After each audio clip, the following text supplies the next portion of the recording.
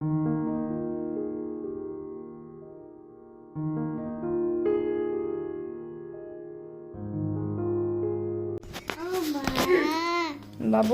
Good morning.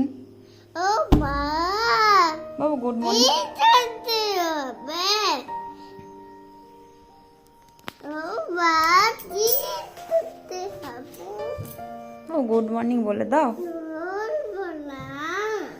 Birthday, happy birthday, না, thank you বলো। বলবো বলবে না?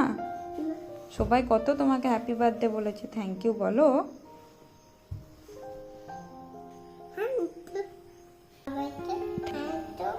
তো চলো সকাল সকাল বাবুর কথা দিয়ে আজকের ভিডিওটা শুরু করলাম। আজ তো কোনো মতে ঘুম থেকে উঠতে চাইছে না, আর ঘুম থেকে উঠে গেলেও কিন্তু বিছানা থেকে উঠতে চাইছে না। তাড়াতাড়ি ওকে কোনোভাবে উঠিয়ে আমি কিন্তু আগে ওকে ফ্রেশ করিয়ে নিজেও ফ্রেশ হয়ে গেছিলাম। আর আজ সকাল সকাল একবার স্নান করে নিয়েছিলাম, নিয়ে শুরু করেছিলাম বাবু সকালের রান্নাগুলো। আসলে ওর বাবা আজকে ডিউটিতে থাকবে, সারাটা দিন ব্যস্ত থাকবে, এইদিকে আর আসতে পারবে না। তাই যা টুকিটাকি রান্না যতটা করতে পারবো ততটা কিন্তু আগে তাড়াতাড়ি গুছিয়ে নিয়েছিলাম। তবে সবার আগে ওকে ব্রেকফাস্ট করিয়ে ওকে আগে শান্ত করে নিয়েছিলাম, আর ওকে নিজের মতো খেলতে দিয়ে দিয়েছিলাম। তো চলো তোমাদের সাথে নিয়ে আজকের ভিডিওটা শুরু করছি। আর তার আগে শ্রাবন্তীর সংসারে তোমাদের সবাইকে স্বাগত। তো চলো এবার ভিডিওটা শুরু করা যাক তোমাদের সাথে নিয়ে। জানো তো, বাচ্চা হবার পর একটা জিনিস লক্ষ্য করেছি, নিজের জন্মদিনে আর সেরকম আনন্দ লাগে না যতটা নিজের বাচ্চার জন্মদিন এলে সে খুশিটা লাগে। তো সাধারণতই চেষ্টা করা হয় যে কীভাবে ওর জন্মদিনটা স্পেশাল করা হয়, আর কী কী করলে ওরও একটু ভালো লাগবে, সাথে আমাদের দিনটাও খুব ভালো কাটবে। এরকমভাবে কিন্তু আগের থেকে প্ল্যান করেছিলাম যে আজকের দিনে যাব প্রথমে মন্দির, আর ভালোভাবে পুজো টুজো দেওয়ার পর কিন্তু একটু টুকিটাকি যা পারবো সেগুলো রান্না করে ওকে খাওয়াবো। আর জানো তো, যে মন্দির যাব ভেবেছিলাম সেই মন্দিরটা কিন্তু আগে বছর শুধুমাত্র ওই ঘোরার জন্য গেছিলাম, কখনো পুজো দেওয়া হয়নি। তবে এবছর ভেবেছিলাম যে পুজো দেবো, তবে প্রথম পুজো দেবো বাবুর জন্মদিনে। কিন্তু দেখো, কপালে না থাকলে যা হয়, বাবুর জন্মদিনে কিন্তু আর পুজোটা দেওয়া হয়ে উঠলো না। হঠাৎ করে ওর বাবার ডিউটি পড়ে গেল। আর অন্যদিন বলেছিলাম যে আজকের দিনটা একটু রেস্ট নিতে, কিন্তু এমনই ডিউটি পড়লো যে আজকে আর রেস্ট পেলো না, তাই কিন্তু পুজো দিতেও যাওয়া হলো না।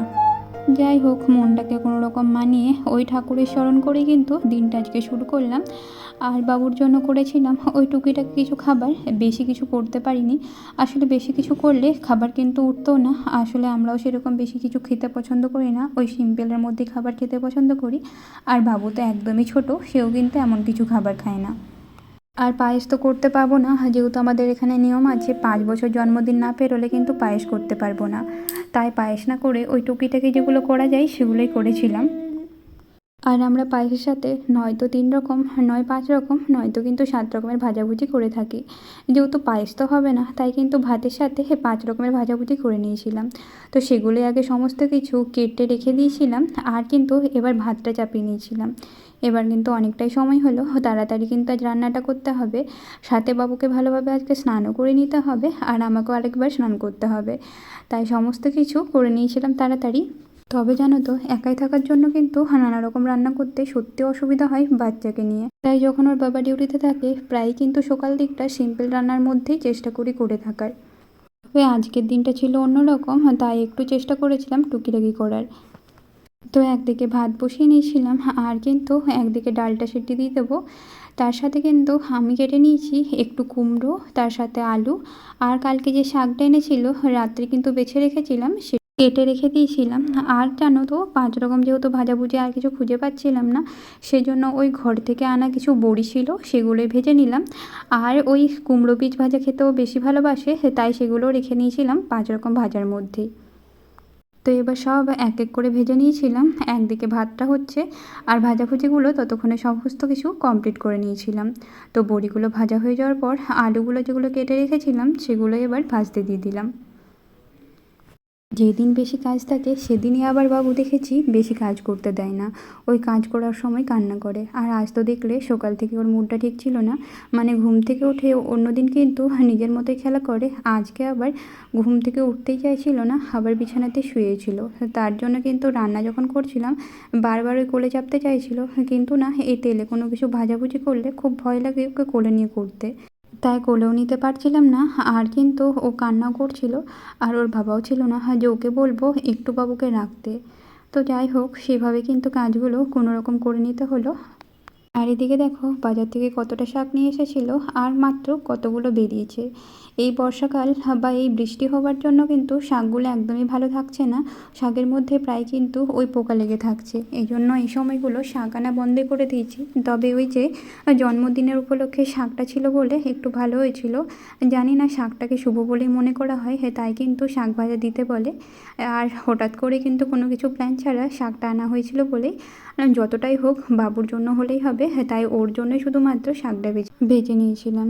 এবার চলে গেছিলাম মাকে ফোন করে, মানে শাশুড়ি মাকে ফোন করে জেনে নিতে যে কোন দিকে বসাতে হয়। আসলে এসবের নাকি নিয়ম থাকে, যেগুলো আমি কিন্তু অতটা জানি না।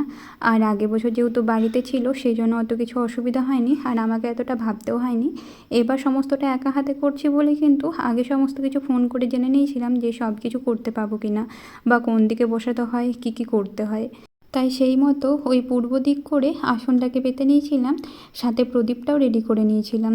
আর আজকের জন্য জানো তো স্পেশালি ওই প্রদীপটা নিয়ে এসেছিলাম। জানি যে জন্মদিন উপলক্ষে প্রদীপ জ্বালাবো, সেই জন্য কিন্তু অন্যদিন ঠাকুরের কাছে প্রদীপ না জ্বালানো হলেও আজকের জন্য স্পেশালি এই প্রদীপটা নিয়ে এসেছিলাম। তো সমস্ত কিছু ভাতগুলো সাজিয়ে নিয়েছি ভালোভাবে।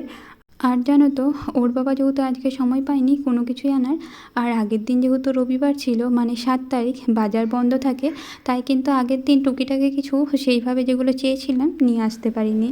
তাই যতটুকু অ্যারেঞ্জ করেছে ওর কাকাইকে বলার পরে ওই একটু মিষ্টি এনে দিয়েছিল, সেটাই ওকে দেওয়া হয়েছে।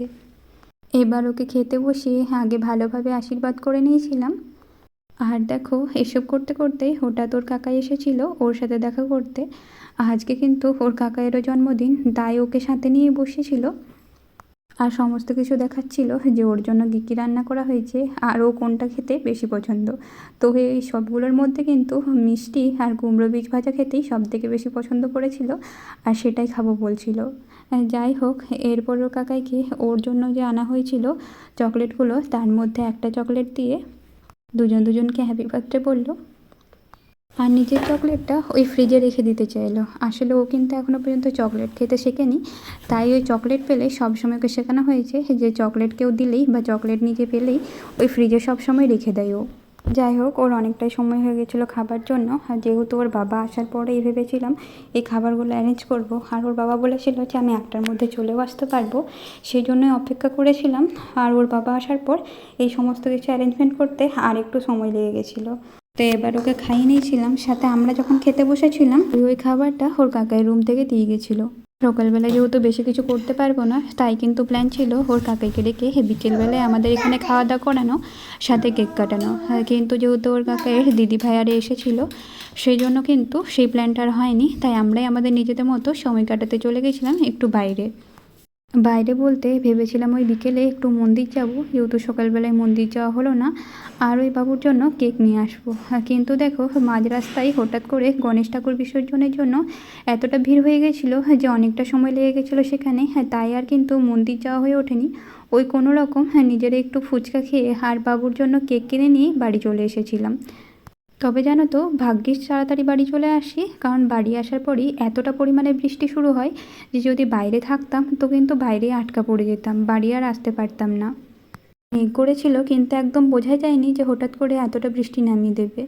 যাই হোক, বাড়ি ফিরে আসি, আর বাড়ি ফিরে এসে যেহেতু ওর কাকাই ছিল না, তাই ওই আমরাই একাই মিলে একটু সেলিব্রেট করে নিলাম বাবুর জন্মদিনটা। আর জানো তো ওই সকালবেলায় আমরা যা রান্না করেছিলাম সেগুলো আর খাওয়াই হয়নি, শুধুমাত্র বাবুই খেয়েছিল। আর বাকি তো ওদের রুম থেকে যা খাবার দিয়ে গেছিলো সেগুলো আমরা দুজনে খেয়ে আর শেষ করতে পারিনি। তাই আর সকালের রান্নাগুলোই রাত্রে খাওয়া হয়েছিল, আর বিশেষ করে রাত্রে বাবুর জন্য বা আমাদের জন্য আলাদা কিছু করে খাওয়া হয়নি।